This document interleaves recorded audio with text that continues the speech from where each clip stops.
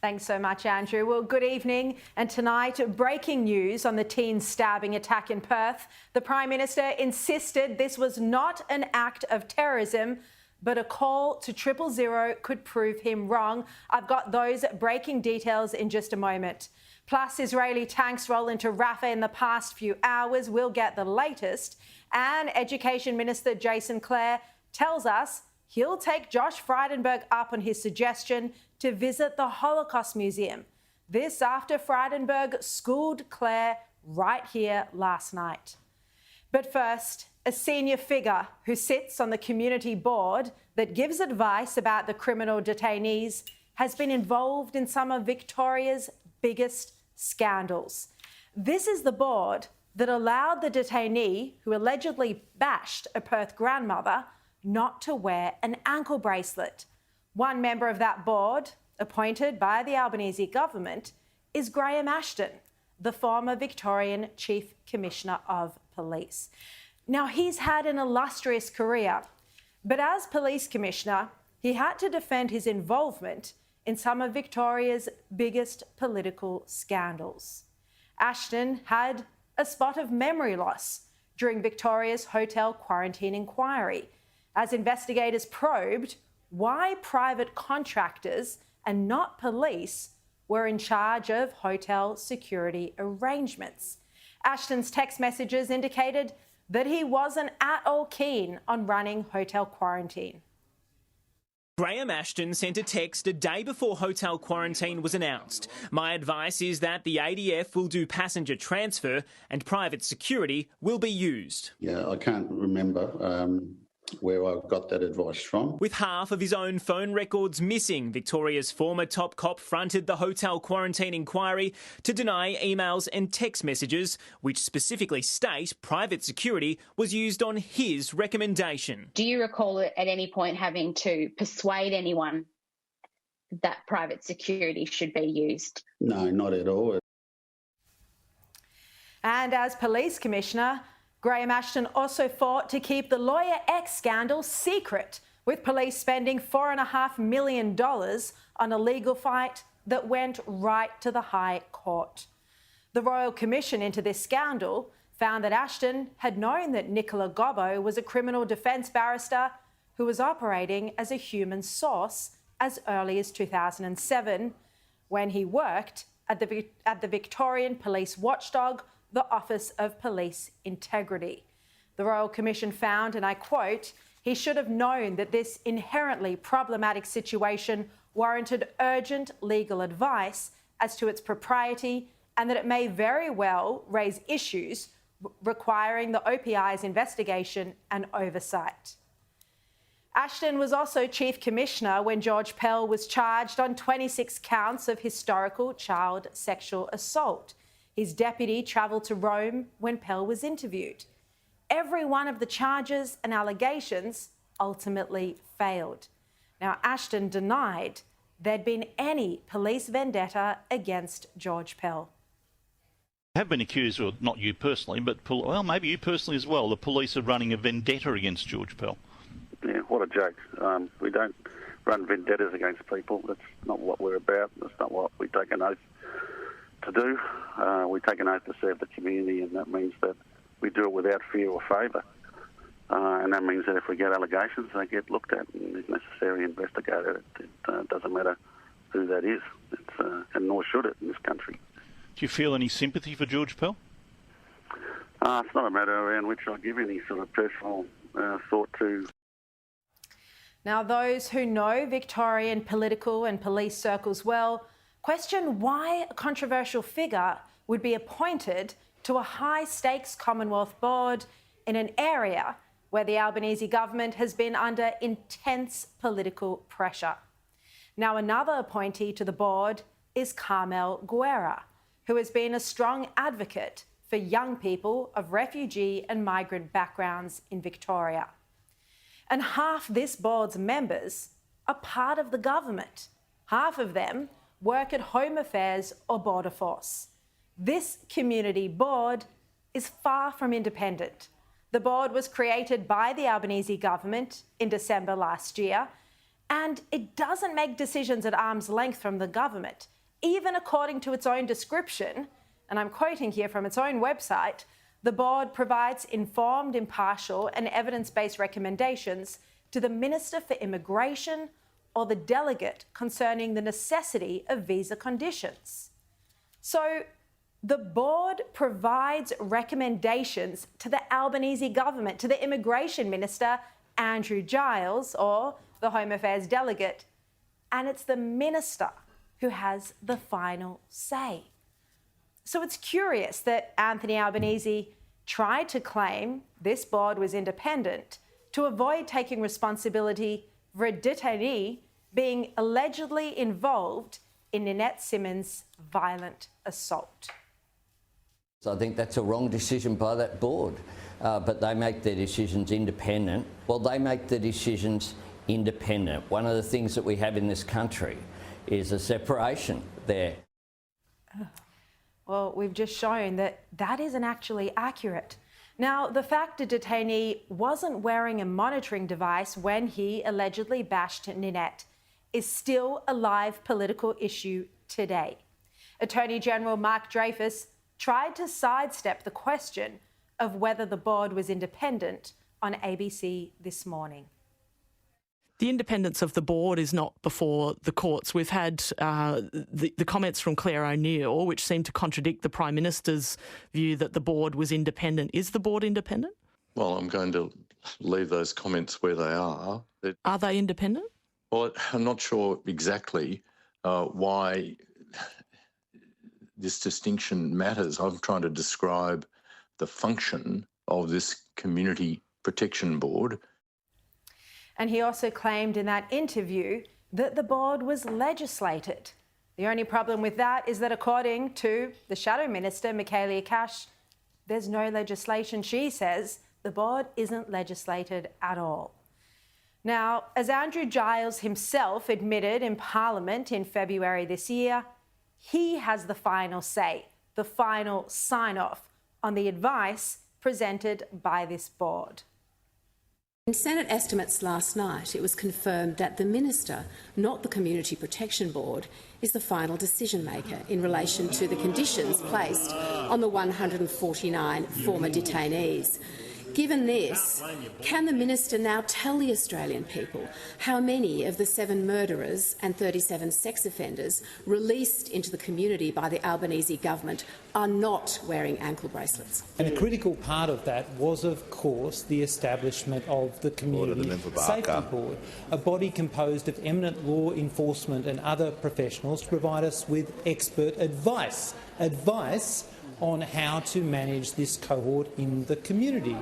I greatly valued their advice and, of course, the input of the ABF Commissioner, and indeed I've acted in accordance with their advice in every decision that I have made. Acted in accordance with their advice in every decision that I've made. So Andrew Giles clearly admitting there that he follows the advice of this board every time. It makes a farce of those comments from the Prime Minister that tried to claim that board was independent. And it's curiouser and curiouser that this board has members like Graham Ashton and refugee advocates on it. All right, to discuss this, let's bring in tonight's political panel, Sky News host Steve Price and former Speaker of the House, Bronwyn Bishop. Steve, Bronwyn, great to see you both. Steve, you know Victorian political circles well. What are your thoughts on a figure like the former police commissioner who I just showed you there, had memory loss during the hotel quarantine inquiry? He took a case to the High Court to try stop the Lawyer X scandal from becoming public. What are your thoughts about him now being on this community board that makes decisions about whether detainees should be wearing monitoring devices? As you said, Ashton wasn't a bad police commissioner, but Labor's very good at giving people jobs once they leave jobs, like Chief Police Commissioner. I mean, Ken Lay was the bloke who was in charge of running that report into a new heroin injecting facility in Melbourne.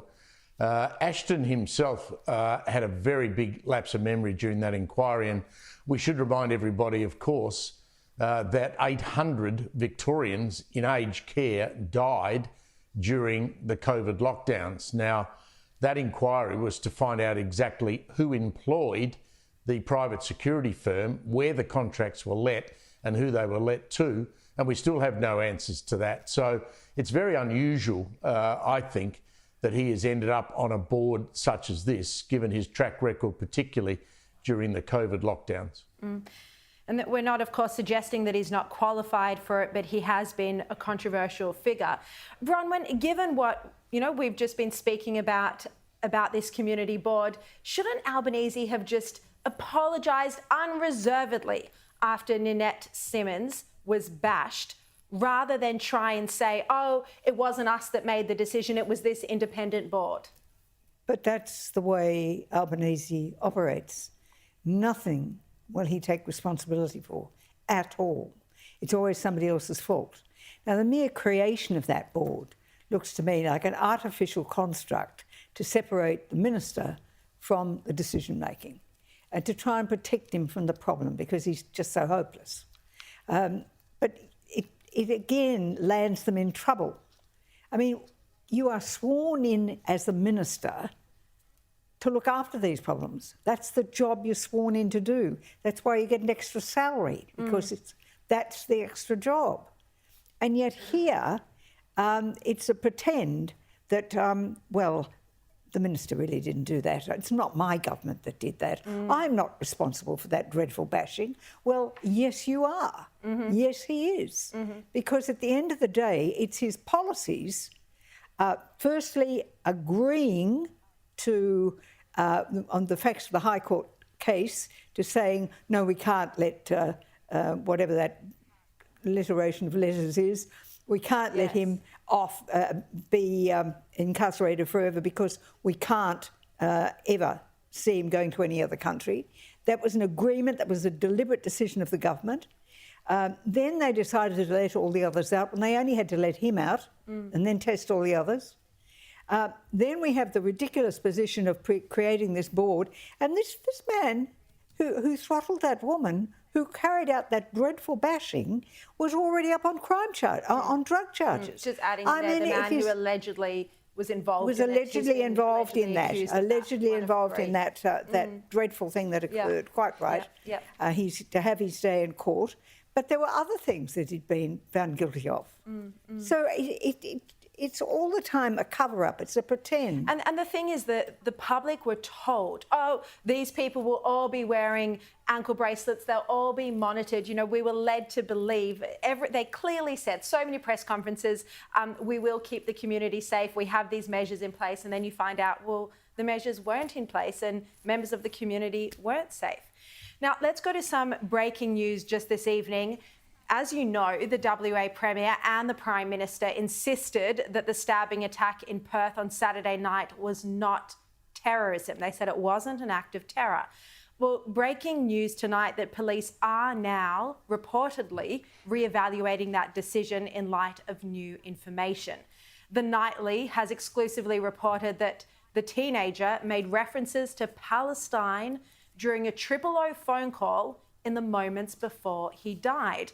They report that it is understood the boy made references to the Australian government's support for Israel in the Gaza conflict, and also said words to the effect that he intended to kill all men in the location that he was in.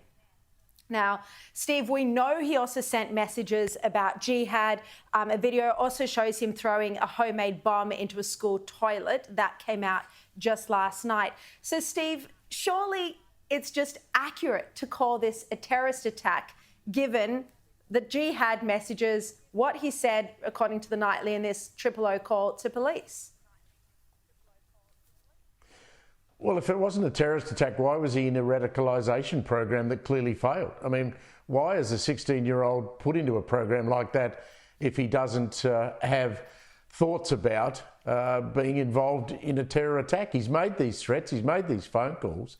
I mean, the New South Wales Police Commissioner doesn't get many things right, but I was very impressed after the attack in Sydney in the church that she immediately labelled that an act of terror. She came out and gave the media conference the next morning, you might remember, and I think that shocked a few people in Canberra.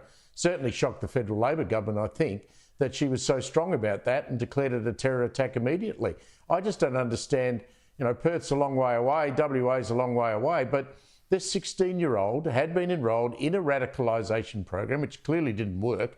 And I must say I agree with the opposition leader, Peter Dutton, I agree with the deputy WA Liberal opposition leader, where she said, why is this kid still in school? Why is he in a mainstream school when he's in a radicalisation program to try and take him out of the grips of a terror organisation? So it's clearly a terrorist attack. How can it be labelled anything but? Bronwyn, the reports that he spoke about the Australian government's position on Israel and the Palestine and Gaza in that 000 phone call moments before he went and committed that attack, that's worrying as well.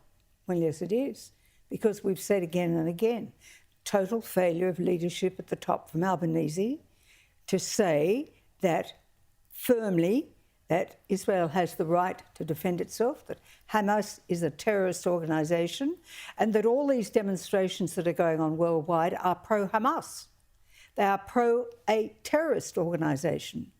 And it is just unforgivable that people cannot relate entirely to the hideousness of what was done on the 7th of October when they're making decisions about whether or not this is a terrorist attack. Because to discuss Palestine and the attitude that has been allowed to fester in this country because no strong leadership is given from the top to condemn it has meant that I find it, I'm almost speechless with concern for what is being allowed to happen in my country that I never thought I would ever see.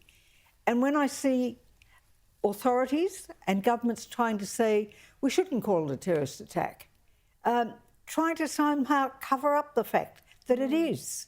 Why is it happening?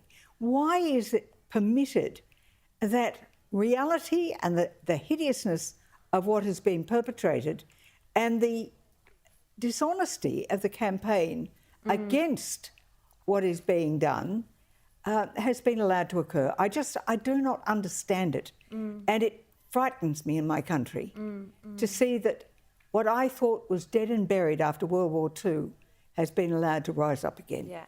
Look, many people are worrying about it. It was the focus of the discussion I had here with Josh Frydenberg last night.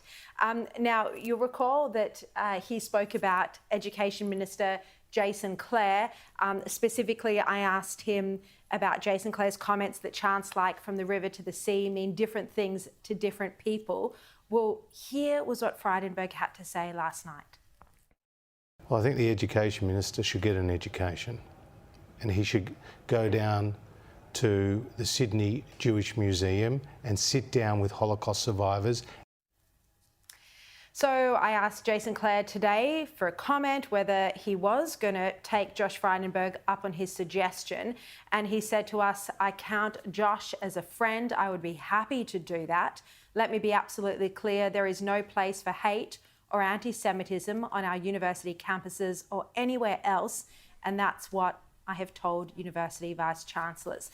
So Jason Clare there saying that he would be happy to visit the Holocaust Museum in Sydney. So hopefully he will do that. That is quite a good response from Jason Clare, perhaps admitting that he may have got it wrong, open to learning more about the Holocaust. So we will see if he does take Josh up on his suggestion. But meanwhile, former intelligence boss Dennis Richardson has told Josh Frydenberg in his documentary that these chants that that Jason Clare initially said or did say meant different things to different people, weren't problematic. Dennis Richardson, the former spy boss, says that they are violent, they are problematic. Have a look at this clip from Josh Frydenberg's documentary. The genocide to the sea, which calls for the effective destruction of Israel as a Jewish state. Do you see that as a statement inciting violence? It's a very violent statement.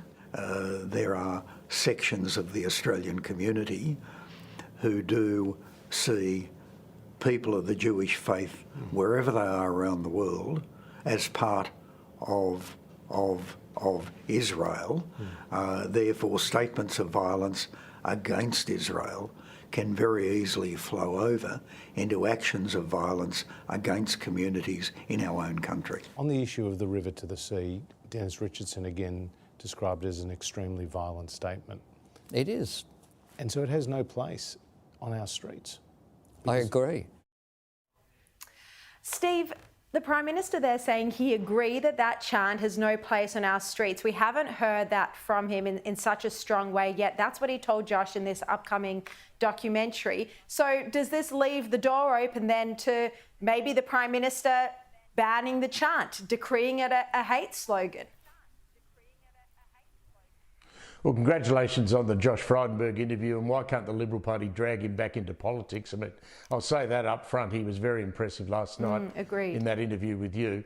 Jason Clare, I mean, Jason Clare's the Education Minister. Why is he not picking up the telephone to these Vice-Chancellors of these universities and saying, look, you've got to clean these camps out of your campuses? They've just got to go. And the police commissioners in each state ought to get together and say, right, we've got to clean this up. We can't leave these people there. I mean, it's just crazy. It is hate speech. I thought we had legislation. I mean, I'd be interested in Bronwyn's view on this. Don't we have legislation that outlaws hate speech? And then the river to the sea is hate speech. So why don't you use the law, for God's sake? Bronwyn, what do you think? Should they use the law? Of course they should. Of course they should. And it should be applied too to those speeches that are made from pulpits in mosques. The hate preachers. That are really full of hate and vile sentiment. And how we can say, oh, well, they're not infringing anything, when we've seen the way 18C has been used in countless ways that you would think was totally unacceptable in the freedom of speech debate.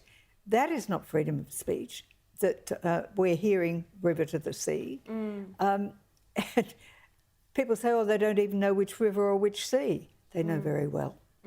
They know very well. And that particular doctor from the University of Macquarie, who took the debate to Sydney University with the $800,000 grant, that needs to be looked at by Mr. Clare as well. Yes, good point indeed. I mean, you just think during the COVID lockdown period, 4,000 social media posts were deleted, including, someone posting a meme of Daniel Andrews and ridiculing him for the mask mandate. That was all censored, but oh no, we can't censor online any of the incitement to violence from the hate preachers. Well, yes, it's we extraordinary. can. Well, we can. And we have to take a strong stance that in this country it is not permitted, that this is a country which has a secular law, and that there's no room for Sharia law.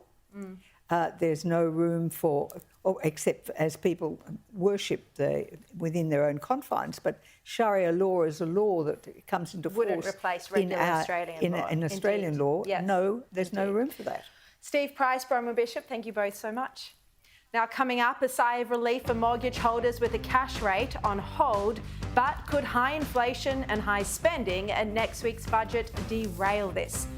Also, we'll speak to the director of Sheryl Sandberg's powerful new documentary. She'll join me live next.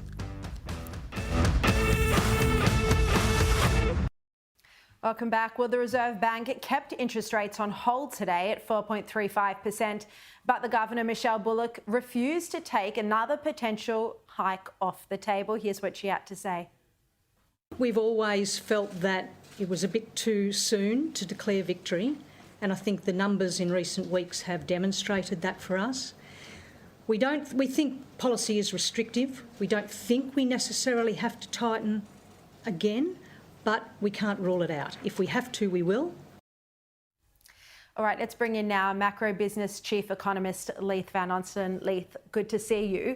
Look, those comments there were where Michelle Bullock was questioned on why her outlook for inflation was more positive right at the end of last year. I mean, there was the November rate hike, but then towards the end of last year and early this year, it was looking like the government was on a stronger track. The RBA was on a stronger track to tackling inflation. Now they seem less certain. Why is this?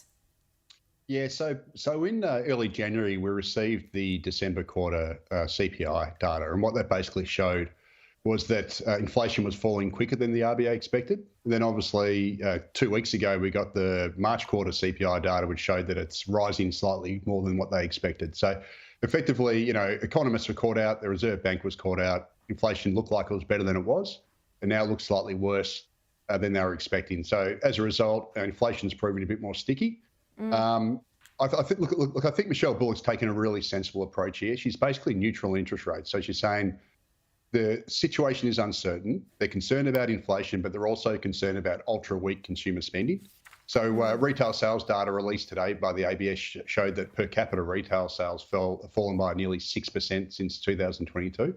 So what the RBA said is they're going to wait for upcoming data. Now, for those of you who are interested in watching what interest rates are going to do, the big key data points to look out for are next week's Q1 wage price index, as well as the March labour force data, which will come out next week. And that'll sort of provide us with the next, snippet of information, which will tell us which way rates might go. Well, maybe we'll have you back on then to analyse those data sets for us. But I listened to Michelle Bullock's press conference this afternoon. She also spoke about how household consumption figures reflect the fact that many are doing it very tough. She also pointed to the tight rental market, and she painted this picture of, I suppose, two sides of Australia. She said some households are managing to save even, are doing it okay, but other families are taking out a second job. She spoke about how they're cutting back on discretionary items, even skipping medical appointments because they are doing it so tough. Yeah, look, I'm not surprised by that. I'd say we've got three Australias right now. So you got effectively 1/3 of Australia rents. They're doing it really tough because rental inflation is obviously super high because of this high immigration. You got about 1/3 of Australians have an owner-occupied mortgage. They're getting absolutely smashed by interest rates. And then you have 1/3 of Australians who own their homes outright. They tend to be older, and they're actually laughing. They're doing really well for themselves because they're getting really high investment returns. They're getting high interest earnings on their savings, and they're not paying these high rents and high mortgages. So yeah, look, we really do have a sort of three-part Australia at the moment. 2/3 are doing it tough, 1/3's laughing all the way to the bank. Now, the Treasurer, Jim Chalmers, has said that now is not the time for scorched earth austerity. He says it would not be wise to slash and burn this budget. What message does this send about next week's budget? And could the budget next week, and depending on the spending, if it's not kept to a minimum, could this also impact on whether rates are lifted again? Yeah, look, I hope they don't. Obviously, the federal government should never run an expansionary budget when you have this sort of situation of higher than wanted inflation, because all that it will do is add to demand and inflation. It should also ensure that the quality of its spending is as robust as possible. And I'd argue that its future-made renewables manufacturing boondoggle is the opposite of responsible spending. And if the government is going to provide, some sort of money to households, it should ensure that it's incredibly well targeted. So, for example, if it provides rental assistance or energy price subsidies, while they're not exactly the best policy and they don't fix the underlying problem, at least they'll bring down inflation in those specific areas. So they might end up being at least neutral for inflation because they'll give households more money to spend. But at the same time, they'll also directly reduce inflation in those areas. But what we really need, Sharri, is we need proper policy action in the areas that the government can control that's actually pushing up inflation. So we need to cut immigration to take pressure off the rental market. And we obviously need to reform the energy market so to bring down energy prices. And those are the two things the federal government should be looking at rather than just giving money away. Yeah. All right. Leith Van Onselen, thank you so much for your time. Really appreciate it. Now, a new documentary that no doubt you would have heard of is called Screams Before Silence. It's been making waves internationally. In it, Sheryl Sandberg exposes the horrific sexual violence of Hamas. And the documentary reveals the extent of the suffering by women, teenagers, girls on October 7. Hostages and survivors and first responders bravely relive the depravity of what they experienced or witnessed on that day. Now, here's just a snippet of it and a warning. It is highly distressing. There were 10 men around me. My instinct was just to fight, to do what I can. I was really scared that they're gonna rape me there and that they're gonna drag me through Gaza streets and parade my body around. I feared that more than being killed. I was chained for 3 weeks in Gaza. I was kept in a really dark room without being able to move. His name was Muhammad. He untied me. I knew that he's up to something. I knew that something bad is gonna happen. I'm joined now by the director of this documentary, Anat Stalinsky. Anat, thank you very much for your time this evening. Now, a lot of people don't want to read these type of stories or watch this type of content. Why do you think this is important? What does your documentary do that news stories since October 7th haven't? First of all, we do not show any explicit images in the film. It's very important to say that. I want the audience to be able to watch it. It's important because I think we all have to bear witness to what happened, not to look away. And the only option not to look away is to know what happened. And there's a lot of denial and a lot of ignorance as well. I just feel people have to know what really happened in October 7th and afterwards. What were some of the stories that the young women told you that have really resonated, that have stayed with you, that you think are powerful, that my audience tonight should know about? I even don't know how to choose, People went through tremendous suffering before they were killed. A lot of women, not 1, not 10, not 20, were abused sexually in a horrific way. It's like they came to inflict pain, the terrorists, in the cruelest manner possible. And afterwards, those women, most of them were killed. And people know that this terror attack happened, and they know, I guess, that people were killed. But I think people don't know what happened to those women before they were killed, before they were silenced. And this is very important to know, as well as what's happening to our hostages, female and male, in Gaza right now. As we speak, there are women there who get raped every day, right now. So I think people have to know that. If they won't know that, what's going to do with humanity? No, completely agree. What do you think of the women's organisations who haven't said a thing, haven't expressed any anger or outrage about this rape of Israeli women, of Jewish women by Hamas terrorists? I was in shock. I don't know if you heard about the phrase, "Me too, unless you're a Jew." Mm-hmm.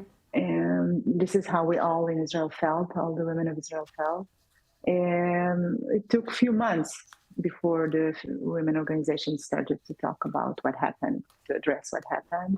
I was very disappointed, and it's very painful for me to understand that these things happened to women in Israel, a lot of women, and our fellow sisters in the world just don't look at that. They just ignore that. But I think it changes, and the point of the film is to change that too. Just watch and see what happened, and see if afterwards you can remain silent as you were before. Just finally, look, there's also this movement, I'm not sure if you know about this, but the New York Times did an expose on the rape on October 7th, and now there's this movement to try and get the New York Times to take down their story or even subject it to some sort of journalistic review board. The Washington Post, the left-leaning Washington Post, has been reporting on this and pushing for it, along with a whole lot of journalists and lobby groups. What do you think about this? I mean, to me, this seems so highly anti-Semitic. You said that. I cannot even think about anything else about it. It's not anti-Semitism. It's like, our film is on YouTube and also was on Twitter. It's available for everyone to watch. And I read some people who are commenting, and a lot of people, of course, writing, wow, everyone should watch it. So powerful, it's so strong, everyone should know the truth. And some of the people writing, you are liars, those are actors, it didn't happen, ridiculous things like that. So for me, it's like denying the Holocaust, There's also a movement that's denying the Holocaust. And the Holocaust happened many years ago, so you think maybe the new generation may be ignorant and don't know a lot about it, but this happened few months ago and still happening now, and it happened. So to deny that, it's unbelievable. I can only think about anti-Semitic reasons for that. I think unfortunately, it was really. I think your comparison with Holocaust deniers is accurate. Well, Anat, it's so important to tell these stories. The film you've made is so important, especially because so much of the world, so many on the left are trying to pretend that this didn't happen. So congratulations for your important work, and thank you very much for your time this evening. Now, coming up, Donald Trump dares a judge to jail him for criticising his political trial. I'll be joined after the break by Angela Mollard and Kayla Bond. Stay tuned. Welcome back. Well, Donald Trump has been threatened with jail time again after violating a gag order imposed during his hush money trial, this now for the 10th time. The judge fined the former US president $1,000, but warned that if it happened again, he'd consider a jail sanction. Joining me now, News Corp columnist Angela Mollard and Sky News host Caleb Bond. Caleb, is there any actual chance of this happening?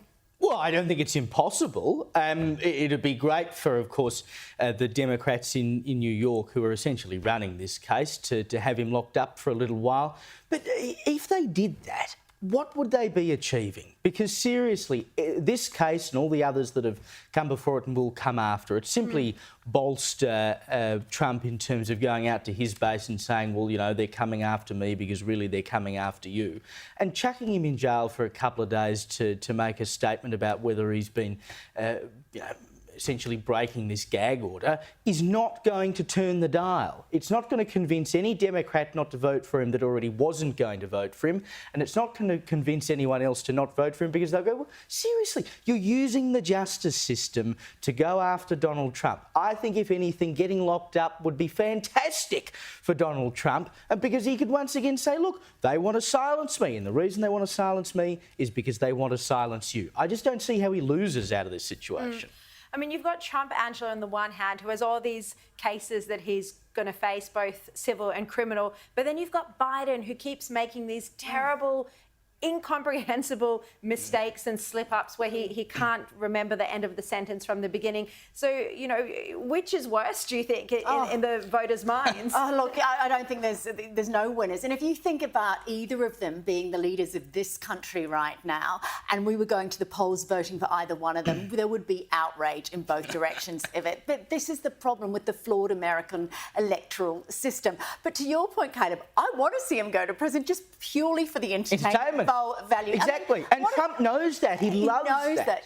But you know, a $1,000 fine 10 times to a billionaire, and the reason he's been fined is because he's basically spoken out contempt of court. He's contradicted the rule of law.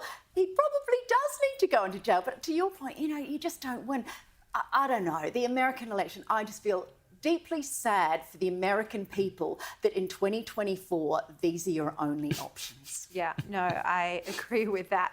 Now, also in the US, it's the first Monday of May, which means that the Met Gala was underway today. Now, I don't have much interest in the celebrities. I don't know who half of them were, but I was fascinated to see Australian businessman and billionaire Anthony Pratt appear on is it a red carpet or is it a black carpet at the Met Gala? In any case, arriving, have a look. He was looking very dapper in his bright pink suit with glittery silver flowers. I'm sure there'd be other fashionistas who could describe this outfit better than I'm doing right now. And it says on it in that label, 100% recycled. You're quite a man about town.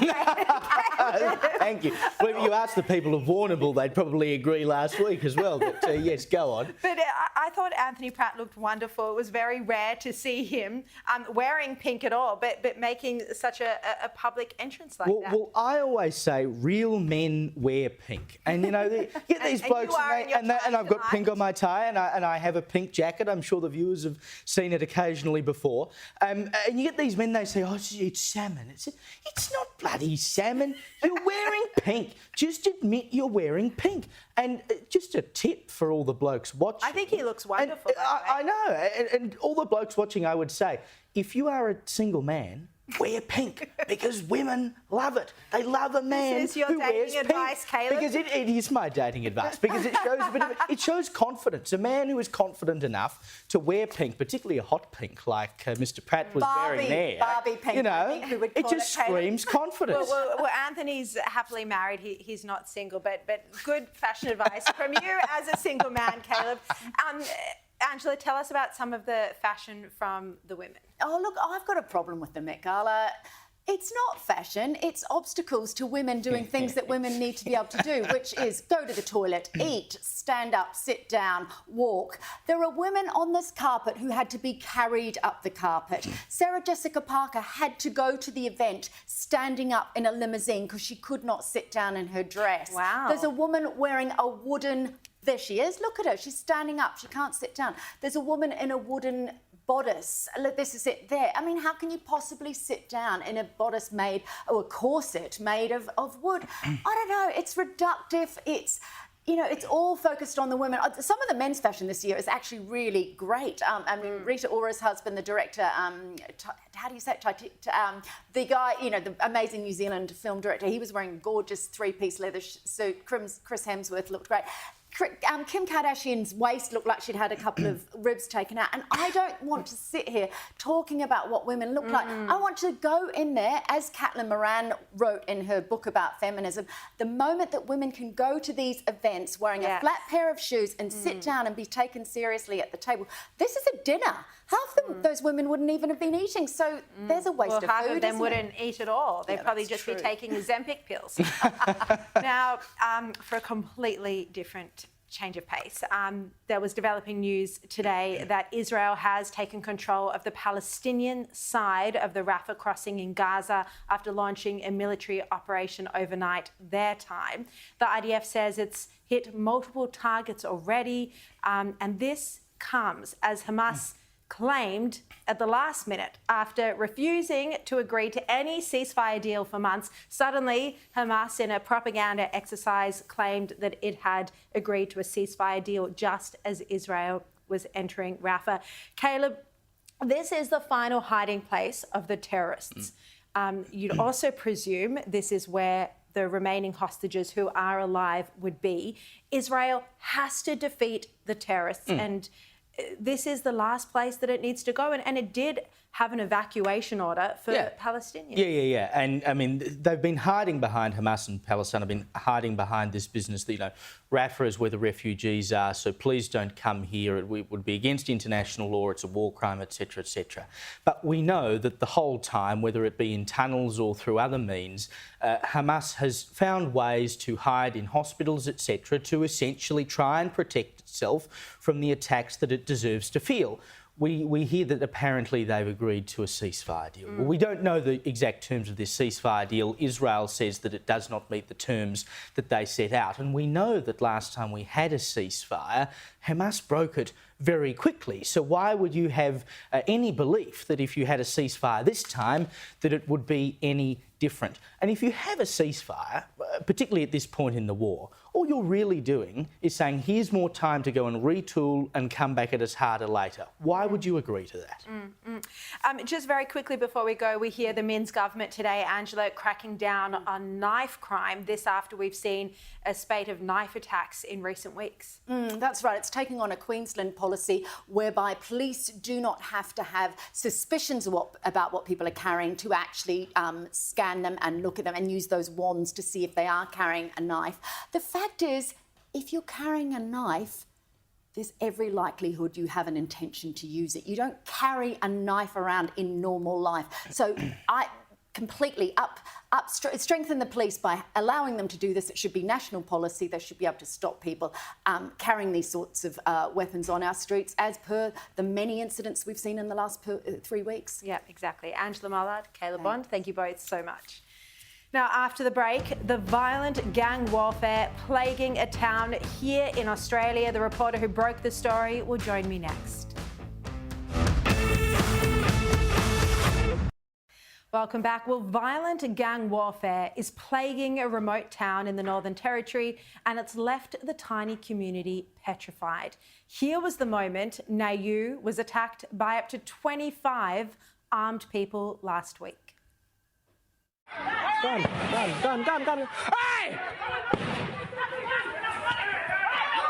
No bullet. Hey, gun!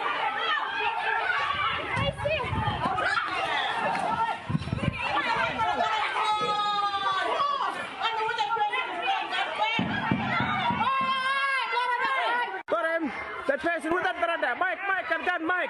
Mikey got gun, Mikey got gun, Mikey!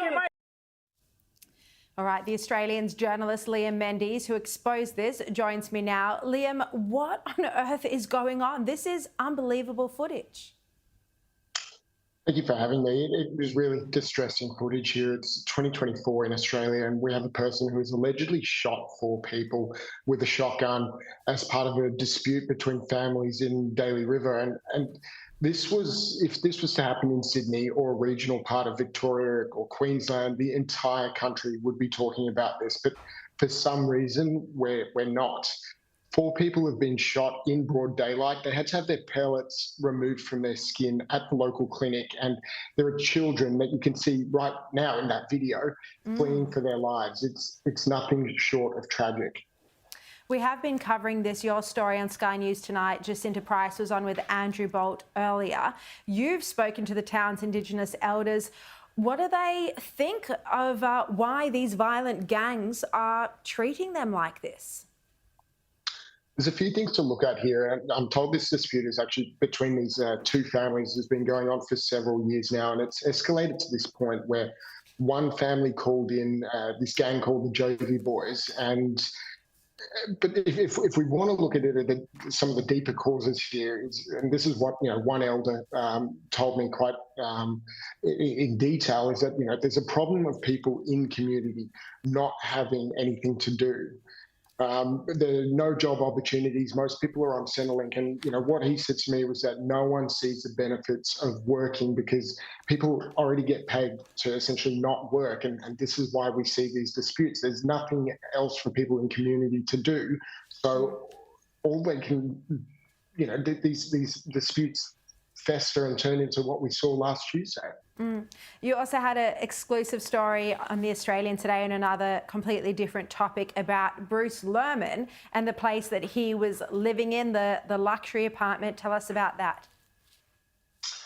Yes, so he's been hit with another lawsuit. He's been taken to the Tenancy Tribunal in New South Wales by the owner of the multi-million-dollar property that he was that was rented out to him, paid for by Channel 7. Don't have the full details on what the owner is seeking, but it's understood that Bruce did leave the property 3 weeks prior to the lease coming to an end. So it could possibly be about some unpaid rent, but we're trying our best to find out exactly what the reason she's taking him to court is, and hopefully we'll find out soon enough. And of course, the timing for when Bruce Lerman left that apartment was when the money that Channel 7 was covering for his accommodation ended. That was when he left. He left about I think